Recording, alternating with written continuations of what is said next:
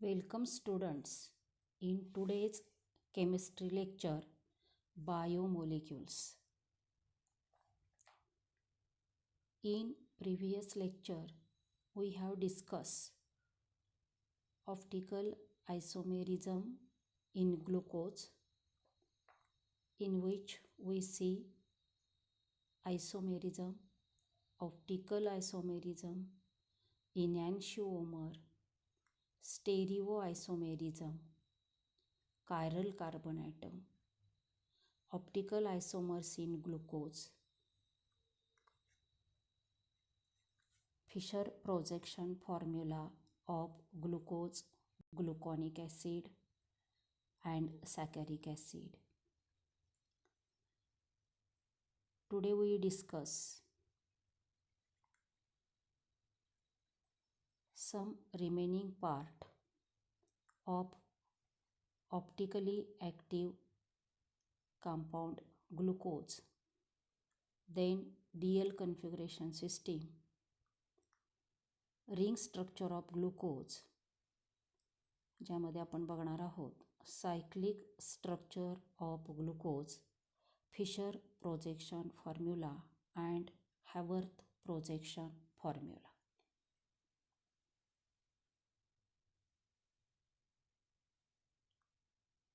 Glucose is an optically active compound and has its specific rotation alpha d20 equal to plus 52.7 degree. Glucose हे optically active compound आहे आणि त्याचं specific rotation हे plus 52.7 degree एवढं आहे. Due to its dextro rotation glucose is also called dextrose. Glucose हा dextro rotatory आहे आणि म्हणून त्याला डेक्स्ट्रोज असंही म्हटलं जातं. द डेसिग्नेशन्स प्लस ग्लुकोज और D glucose imply the dextrorotatory nature of glucose. D-glucose is another designation of glucose which is more common. This designation indicates the configuration of glucose rather than the sign of its optical rotation. या ठिकाणी दोन गोष्टी प्रामुख्यानं लक्षात घ्यायच्या आहेत की ज्या अतिशय महत्त्वाच्या आहेत. ज्या समजल्या तरच आपणाला हा अभ्यास नीटसा समजणार आहे, अन्यथा त्यामध्ये कन्फ्युजन होणार आहे. आता या ठिकाणी समजण्यासाठी एकदाच बघितलं आणि अभ्यास झाला असं समजून हा भाग करता येण्यासारखा नाही. यासाठी वारंवार रिपिटेशन करून, वारंवार अभ्यास करून या गोष्टी चांगल्या समजून घेतल्या पाहिजेत आणि लक्षातही ठेवल्या पाहिजेत. तर यामधली पहिली जी महत्त्वाची गोष्ट आहे ती म्हणजे प्लस ग्लुकोज और डी ग्लुकोज हे डेसिग्नेशन ग्लुकोजला कसं मिळतं, तर यामध्ये प्रामुख्यानं ऑप्टिकल ॲक्टिव्हिटीचा विचार केला जातो. ऑप्टिकल ॲक्टिव्हिटीचा विचार केला जातो म्हणजे नेमकं काय आहे, तर ग्लुकोजचं सोल्युशन एका कंटेनरमध्ये, एका बिकरमध्ये घेऊन त्यामधून प्लेन पोलराइज्ड लाईट पास केल्यानंतर ही लाईट राईटला रोटेट होते किंवा लेफ्टला रोटेट होते. जर ही लाईट राईटला रोटेट होत असेल तर त्याला डेक्स्ट्रो रोटेटरी असं म्हटलं जातं आणि त्याला प्लस हे साईन दिलं जातं. त्याचबरोबर या ठिकाणी प्लस साईन आणि स्मॉल डी ग्लुकोज असा उल्लेख आलेला आहे. आता हे राईटला जे रोटेशन होतं त्यालाच क्लॉकवाईज रोटेशन असंही म्हटलं जातं. त्यानंतरचा दुसरा भाग बघूयात. हे जे रोटेशन आहे हे रोटेशन जर लेफ्ट साईडला होत असेल तर त्याला मायनस हे साईन दिलं जातं आणि डी ऐवजी स्मॉल एल असं लेटर त्याला दिलं जातं. आता या ठिकाणी ग्लुकोज हा डेक्स्ट्रो रोटेटरी आहे. क्लॉकवाईज डायरेक्शनमध्ये राईट साईडला लाईटचं रोटेशन असतं आणि म्हणून हे डेसिग्नेशन प्लस ग्लुकोज किंवा डी ग्लुकोज या फॉर्ममध्ये दिलेलं आहे. अर्थात या चॅप्टरमध्ये स्मॉल डी असा उल्लेख नवीन पुस्तकामध्ये नाही, परंतु प्लस हे साईन मात्र नेमिंगमध्ये आलेलं आहे. त्यानंतर पुढचा भाग आहे कॅपिटल डी. आता या ठिकाणी डी हे कशाशी रिलेटेड आहे तर स्टेरिओ आयसोमेरिझमशी हे रिलेटेड आहे. या ठिकाणी जो ग्लुकोजमध्ये असणारा लोअर कायरल कार्बन आहे या कार्बनवरती हायड्रॉक्सिल ग्रुप OH ग्रुप हा जर राईटला असेल तर त्याला कॅपिटल डी ग्लुकोज असं डेसिग्नेशन दिलं जातं.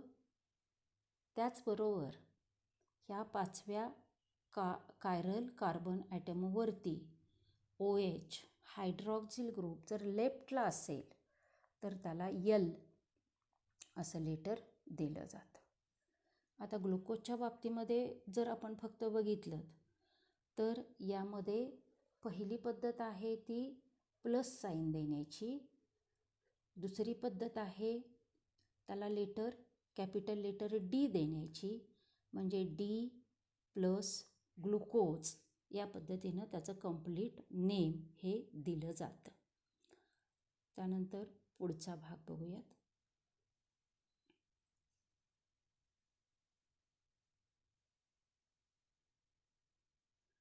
DL configuration system.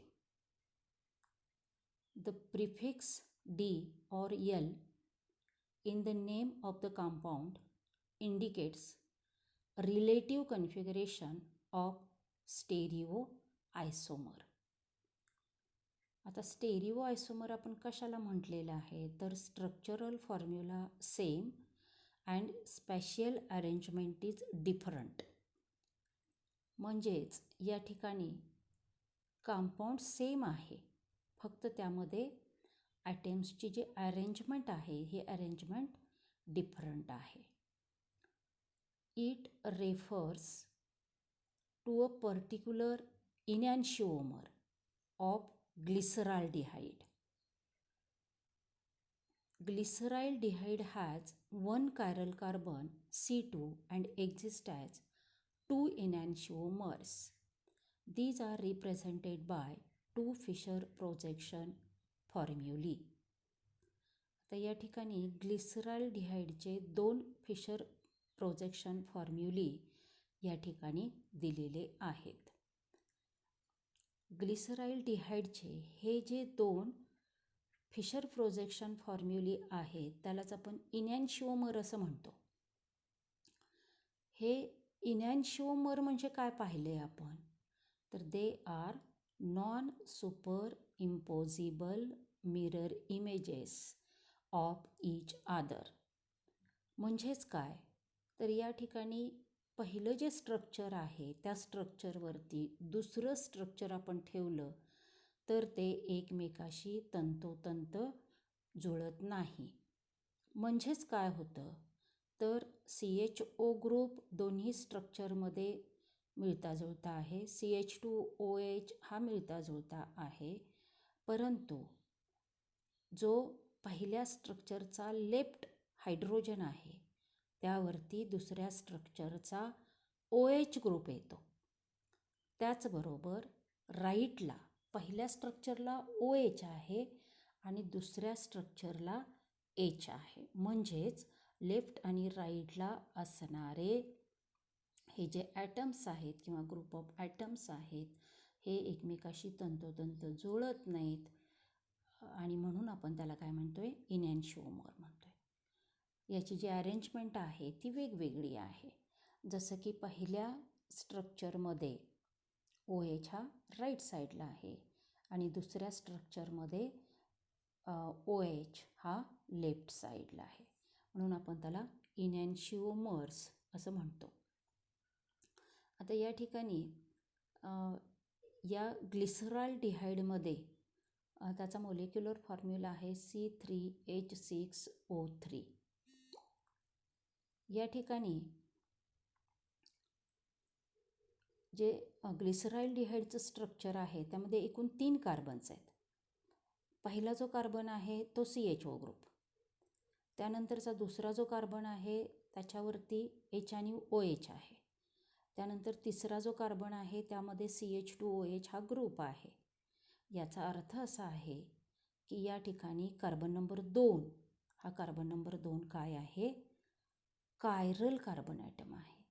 आता कायरल कार्बन ॲटम म्हणजेच असिमेट्रिक कार्बन ॲटम, आणि हा ॲटम म्हणजे काय नेमकं, तर the carbon which is attached to 4 different atom or group of atom. हे आपण पाठीमागं बघितलेलं आहे. इथे तो शब्द आला म्हणून आपण पुन्हा एकदा पाहिलं.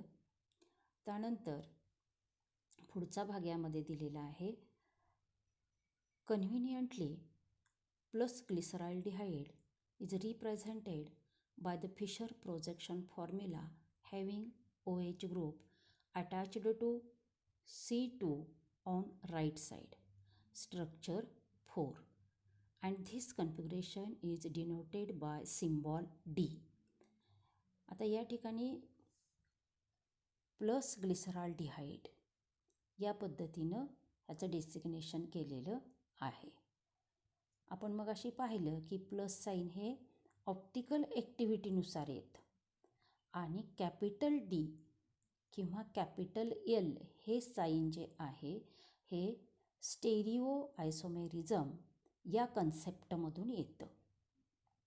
आता या ठिकाणी कॅपिटल D असं नेमिंग का दिलेलं आहे याला, तर याचा जो कायरल कार्बन ॲटम आहे C2 आहे त्यावरती पहिल्या स्ट्रक्चरमध्ये हायड्रॉक्झिल ग्रुप हा राईटला अटॅच झालेला आहे आणि म्हणून त्याला काय म्हटलेलं आहे, D प्लस ग्लिसरॉल्डिहाइड. दुसऱ्या स्ट्रक्चरमध्ये OH जो chiral carbon atom that is C2ला लेफ्ट साईडला अटॅच झालेला आहे आणि म्हणून त्याला लेटर दिलेलं आहे L. त्यानंतर all the compounds which can be correlated by a series of chemical reactions to plus glyceraldehyde are said to have D configuration. The compound which are chemically correlated to minus glyceraldehyde are said to be have L configuration. This is the system of relative configuration of chiral compounds. या पद्धतीने याला relative configuration या पद्धतीनं संबोधलं जातं. त्यानंतर D आणि L configuration यासाठी टेक्स्टबुकमध्ये एक प्रॉब्लेम दिलेला आहे. तो प्रॉब्लेम या पद्धतीनं आहे, assign DL configuration to the following monosaccharide. 2 examples दिलेले आहेत. पहिलं 3OH ज्यामध्ये 4 कार्बन ॲटम्स असतात आणि दुसरं दिलेलं आहे रायबोज ज्यामध्ये 5 कार्बन ॲटम दिलेले आहेत. आता यामध्ये आपण बघितलं की या ठिकाणी हे DL कन्फिगरेशन कसं असाइन केलं जातं, तर त्यामध्ये प्रथम कायरल कार्बन ॲटम्स बघायचे. आता पहिलं स्ट्रक्चर विचारात घेतलं तर पहिला कार्बन CHO ग्रुप आहे, दुसरा कार्बन हा कायरल कार्बन आहे, तिसरा कार्बन हाही कायरल कार्बन आहे आणि या तिसऱ्या कार्बनवरती असणारा हायड्रॉक्झिल ग्रुप हा राईटला आहे आणि म्हणून या स्ट्रक्चरला डी हे डेसिग्नेशन दिलं जातं. दुसऱ्या स्ट्रक्चरमध्ये जे रायबोजचं स्ट्रक्चर आहे त्यामध्ये पहिला कार्बन CHO ग्रुप आहे, दुसरा कार्बन कायरल कार्बन, तिसरा कार्बन कायरल कार्बन आहे, चौथा कार्बन हा कायरल कार्बन आहे. आता यामध्ये कोणता कायरल कार्बन ॲटम आपण कन्सिडर करणार आहोत तर लोअर कायरल कार्बन ॲटम. आणि म्हणून या ठिकाणी आपण चौथा जो कार्बन आहे कायरल कार्बन ॲटम त्यावरती असणाऱ्या हायड्रॉक्सिल ग्रुपचा विचार करणार आहोत. आणि हा हायड्रॉक्सिल ग्रुप आहे लेफ्ट साईडला आणि म्हणून इट इज एल रायबोज. आणि म्हणून त्याला एल हे आपण लेटर या ठिकाणी सुरुवातीला देतो.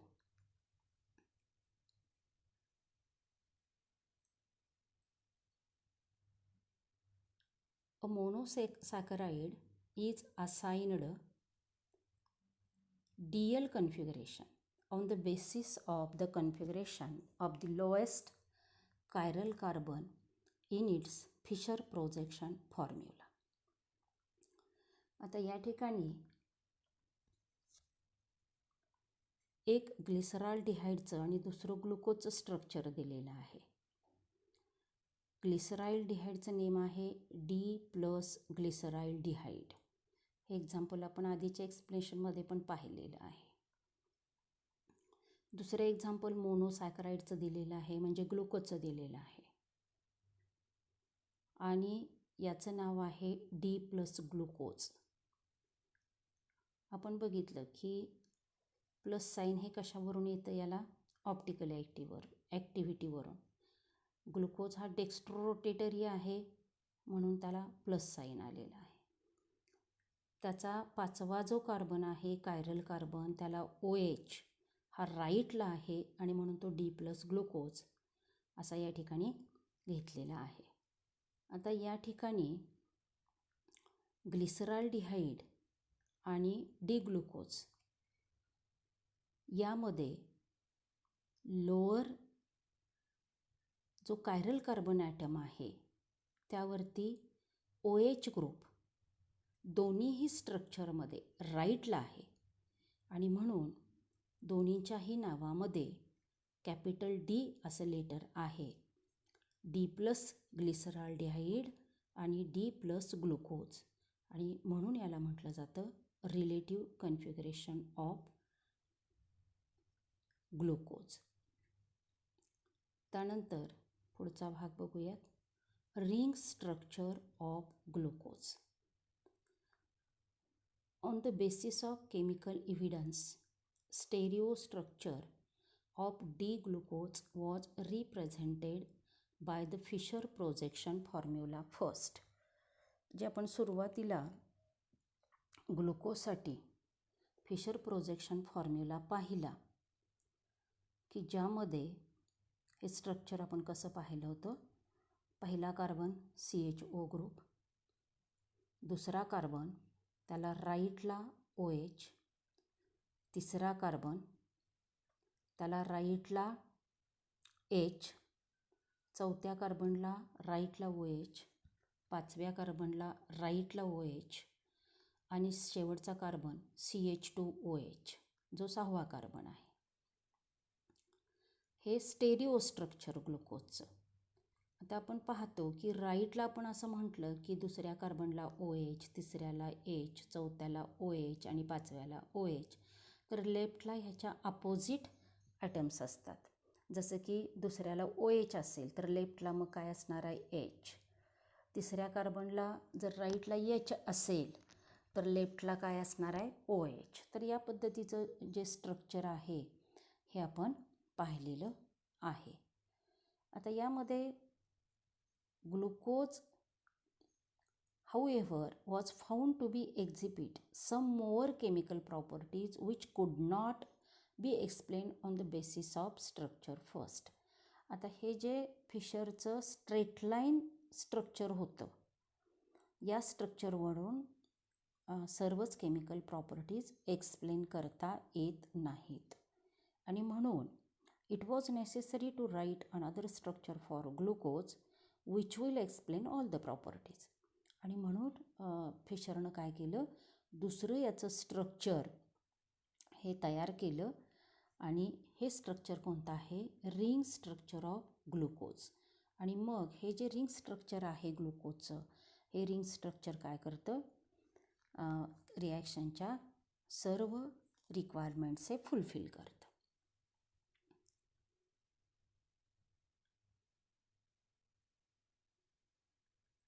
आता या ठिकाणी हे सायक्लिक स्ट्रक्चर कसं फॉर्म होतं याबद्दलचं एक्सप्लेनेशन दिलेलं आहे. प्रथम एक्सप्लेनेशनची थोडी माहिती करून घेऊयात आणि मग प्रत्यक्ष ते एक्झाम्पल आपण बघूयात.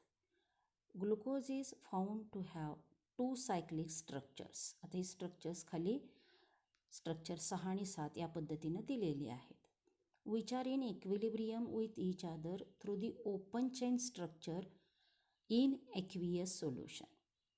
The ring structure of glucose is found by reaction between the formyl group and the alcoholic OH group at C5. Thus, the ring structure is hemiacetal structure. आता या ठिकाणी पहिल्या भागामध्ये काय म्हटलेलं आहे, तर ग्लुकोजच्या स्ट्रक्चरमध्ये कशामध्ये रिॲक्शन होते, तर सुरुवातीला असणारा फॉर्मिल ग्रुप म्हणजेच अल्डिहाइड ग्रुप आणि कार्बन नंबर 5ला असणारा अल्कोहोलिक हायड्रॉक्झिल ग्रुप यामध्ये रिॲक्शन होते आणि सायक्लिक स्ट्रक्चर फॉर्म होतं, म्हणजेच हेमी ॲसेटल फॉर्मेशन होतं. The 2 hemiacetal structures differ only in the configuration of C1. आता याची 2 आपण स्ट्रक्चर बघणार आहोत. ग्लुकोजचं बेसिक स्ट्रक्चर आणि सायक्लिक स्ट्रक्चर जी 2 फॉर्म होतात, ही 2 स्ट्रक्चर आपण बघणार आहोत. आणि या 2 स्ट्रक्चरमध्ये काय फरक आहे, तर पहिल्या कार्बन ॲटमला जे कन्फिगरेशन आहे त्या कन्फिगरेशनमध्ये फक्त बदल आहे. आता कन्फिगरेशन म्हणजे काय, तर अटॅचमेंट ऑफ ॲटम किंवा ग्रुप ऑफ ॲटम ही वेगळी असते. The additional chiral center resulting from ring closure, the 2 ring structures are called alpha and beta anomers. ही जी 2 स्ट्रक्चर्स तयार होतात त्याला अल्फा आणि बीटा असं नाव दिलं जातं आणि त्याला ॲनोमर्स असं म्हटलं जातं. आता ॲनोमर्स म्हणजे काय, तर हा जो पहिला कार्बन आहे तो ॲनोमेरिक कार्बन आहे आणि हा ॲनोमेरिक कार्बन हा 2 स्टेरिओ आयसोमर्स फॉर्म करतो आणि हे 2 स्टेरिओ आयसोमर्स अल्फा आणि बीटा या चिन्हानं दाखवले जातात.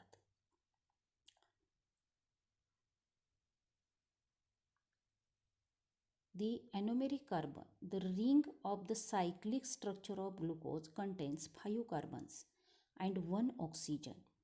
आता यामध्ये अल्डिहाइड ग्रुप आणि 5व्या कार्बनचा हायड्रॉक्झिल ग्रुप यामध्ये रिॲक्शन झाल्यानंतर जे हेमी ॲसिटल स्ट्रक्चर तयार होतं, या स्ट्रक्चरमध्ये एकूण 5 कार्बन ॲटम्स त्या रिंग स्ट्रक्चरमध्ये असतात आणि शिवाय एक ऑक्सिजन असतो. Thus, it is a 6-membered ring.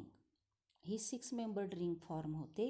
या 6-member रिंगमध्ये एक हेट्रोॲटम इन्क्लूड होतो की जो आहे ऑक्सिजन आणि म्हणून या स्ट्रक्चरला पायरॅनोज स्ट्रक्चर असं म्हटलं जातं. या ठिकाणी हे जे कंपाऊंड फॉर्म होतं हे कंपाऊंड पायरॅनसारखं फॉर्म होतं. Hence, glucose is also called glucopyranose. Haworth formula is a better way than Fisher projection formula to represent structure of glucopyranose. In the Haworth formula, the pyranose ring is considered to be a perpendicular plane with respect to plane of paper. The carbon and oxygen in the ring are in the places as they appear in figure. आता हे आपण actual त्या फिगरमध्ये सर्व भाग समजून घेणार आहोत. The lower side of the ring is called alpha side and the upper side is the beta side. The alpha ionomer has its anomeric hydroxyl group at C1 on the alpha side, whereas the beta ionomer has its anomeric hydroxyl group at C1 on the beta side. The groups which appear on right side in the Fisher projection formula appear on alpha side in the Haworth formula and vice versa. आता हे आपण डायग्राममधून समजून घेऊयात. यामध्ये सेंटरला first हे जे structure आहे, फिशर प्रोजेक्शन फॉर्म्युला आहे, हे ग्लुकोजचं स्ट्रक्चर आहे. CHO, CHOH, COHH, CHOH, CHOH. आता या ठिकाणी हे स्ट्रक्चर मागच्या लेक्चरमध्ये सुद्धा सांगितलं आहे की हे लक्षात ठेवा. एक बेसिक गोष्ट माहीत असली पाहिजे की ज्याच्या आधारे आपणाला पुढचा जो भाग आहे तो समजून घ्यायला सोपं जातं. त्यासाठी प्रथम ग्लुकोजचं स्ट्रक्चर जे आहे, ग्लुकोजचा जो फिशर प्रोजेक्शन फॉर्म्युला आहे तो आधी व्यवस्थित लक्षात असायला पाहिजे.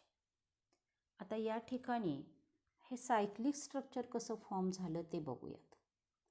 प्रथम विचार करूयात स्ट्रक्चर 6व्या स्ट्रक्चरचा विचार करूयात. तर यामध्ये जो अल्डिहाइड ग्रुप आहे वरच्या बाजूला दाखवलेला आहे, CHO ग्रुप जो आहे, हा CHO ग्रुप कशा पद्धतीने लिहिलेला आहे बघा. C डबल बॉन्ड O हे राईट साईडला आलं आणि लेफ्ट साईडला H आला. मग आता या ठिकाणी काय होतं, हा ग्रुप जर असा असेल तर यामध्ये कार्बन आणि ऑक्सिजन यामधला बॉन्ड ब्रेक होतो.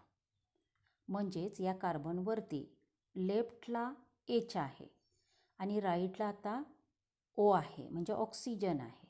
या ऑक्सिजनवरती कार्बन नंबर 5 वरचा H+ अटॅच होतो. म्हणजे या ठिकाणी कार्बन नंबर 1ला आपण रिंग स्ट्रक्चरमध्ये बघितलं तर आपल्या लक्षात येईल, लेफ्टला H आहे आणि राईटला OH आहे. आणि हा जो कार्बन शिल्लक राहतो, हा कार्बन 5वा जो कार्बन आहे, chiral carbon, lower chiral carbon, त्याच्या ऑक्सिजनला बॉन्डेड होतो. आता या ठिकाणी आपण मूळ स्ट्रक्चरमध्ये पाहतोय की तो बॉन्ड हा लहान आहे.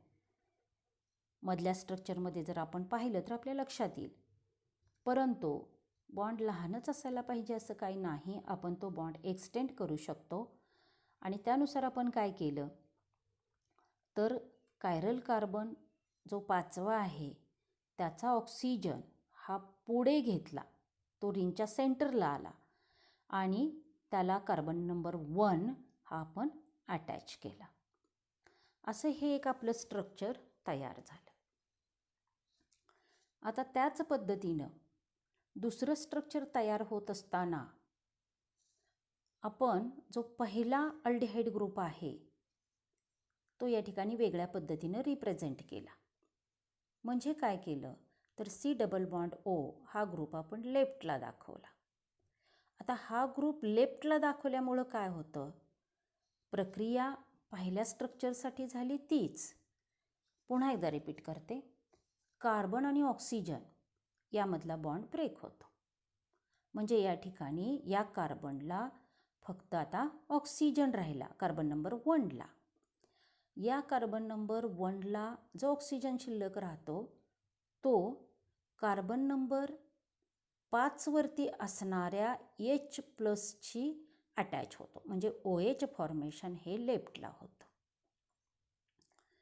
आणि पहिल्याप्रमाणेच हा कार्बन नंबर 1 आणि कार्बन नंबर 5 याला शिल्लक असणारा ऑक्सिजन यामध्ये बॉन्ड फॉर्मेशन होतं आणि हे सायक्लिक स्ट्रक्चर तयार होतं. आता या ठिकाणी 5वाच कायरल कार्बन का सिलेक्ट केला जातो, तर या ठिकाणी जी रिंग फॉर्म होते 6व्याच्या अटॅचमेंटनंतर, तर ही स्टेबल असते आणि म्हणून या पद्धतीची ही 2 स्ट्रक्चर तयार होतात. आता हा फिशर प्रोजेक्शन फॉर्म्युला आहे आणि याचं जे नाव दिलेलं आहे हे नाव अल्फा आणि बीटा हे कसं दिलं जातं. आता सुरुवातीला डी का येतो हे आपणाला माहिती आहे. त्यानंतर या ठिकाणी डी हा काय येतो हे आपण आधीच्या एक्सप्लेनेशनमध्ये पाहिलेलं आहे. तर अल्फा आणि बीटा ही नावं कशी येतात, तर त्यासाठी मी त्या ठिकाणी लिहिलेलं आहे बघा. जर C1ला OH हा राईट साईडला असेल तर त्याला अल्फा असं म्हटलं जातं आणि C1चा OH हा जर लेफ्ट साईडला असेल तर त्याला बीटा असं म्हटलं जातं आणि यावरून याला ही नावं अल्फा डी प्लस ग्लुकोज आणि बीटा डी प्लस ग्लुकोज या पद्धतीनं दिलेली आहेत. त्यानंतर आपण नेक्स्ट बघूयात हॅवर्थ फॉर्म्युला ऑफ ॲनोमर्स ऑफ ग्लुकोपायरॅनोज.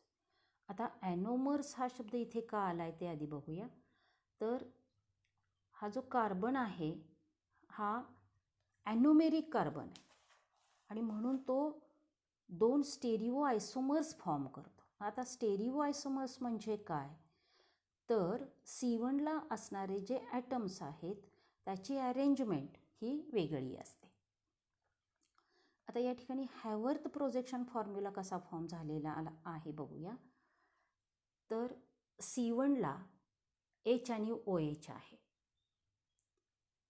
त्यानंतर दुसऱ्या कार्बनला HOH, तिसऱ्या कार्बनला OHH, चौथ्या कार्बनला HOH, 5वा कार्बन CH2OH आणि पहिला कार्बन आणि ऑक्सिजन हे अटॅच झालेले आहेत. म्हणजे ऑक्सिजन हा त्या ठिकाणी एक हेट्रो ॲटम ह्या सायक्लिक रिंगमध्ये समाविष्ट झालेला आहे. आता या ठिकाणी हे स्ट्रक्चर कसं लिहिलं जातं, तर जे आपण फिशर प्रोजेक्शनचं सायक्लिक स्ट्रक्चर बघितलं, हे स्ट्रक्चर फॉर्म होत असताना याच्या राईटला जे काही ॲटम्स आहेत किंवा ग्रुप ऑफ ॲटम्स आहेत ते खालच्या बाजूला येतात. जसं की पहिल्या प्रोजेक्शन फॉर्म्युल्यामध्ये सायक्लिक स्ट्रक्चरमध्ये फिशर प्रोजेक्शनमध्ये पहिल्या कार्बनवरचा OH हा राईटला आहे, तर तो OH खाली आलेला आहे. दुसऱ्या कार्बनवरती OH राईटला आहे, तो खाली आलेला आहे. तिसऱ्या कार्बनवरती H राईटला आहे, तो खाली आलेला आहे. चौथ्या कार्बनवरती OH हा राईटला आहे म्हणून तो खाली आलेला आहे. CH2OH हा हायर ग्रुप आहे, म्हणजे याच्यामध्ये असणारे नंबर ऑफ ॲटम्स हे जास्त आहेत म्हणून तो नेहमी वर असतो.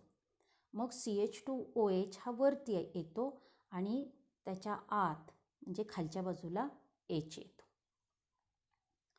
आता या ठिकाणी राईटला असणारे खाली किंवा रिंग स्ट्रक्चरच्या आतमध्ये असणारे खाली, जसं की पहिलं फिशर प्रोजेक्शनचं सायक्लिक स्ट्रक्चर आपण बघितलं, ही रिंग फॉर्म होत असताना जे ॲटम्स या रिंगमध्ये इन्क्ल्यूड झाले त्याच्या आतल्या बाजूला आहेत ते खाली असतात आणि राहिलेले वरती असतात. आता हा अल्फा डी प्लस ग्लुकोपायरॅनोज हा पहिला ॲनोमर झाला. आता दुसरा कसा फॉर्म होतो, तर दुसरा फॉर्म होत असताना फक्त C1 या ठिकाणी असणारी पोझिशन यामध्ये बदल होतो. जसं की बीटा डी प्लस ग्लुकोपायरॅनोजमध्ये बघा, कार्बन नंबर 1ला पहिल्या स्ट्रक्चरमध्ये एच आणि ओ एची जी पोझिशन आहे ती या ठिकाणी उलट होते. बाकीच्या ठिकाणी असणारे सगळे ॲटम्सची पोझिशन ही आहे त्या पद्धतीनंच आहे.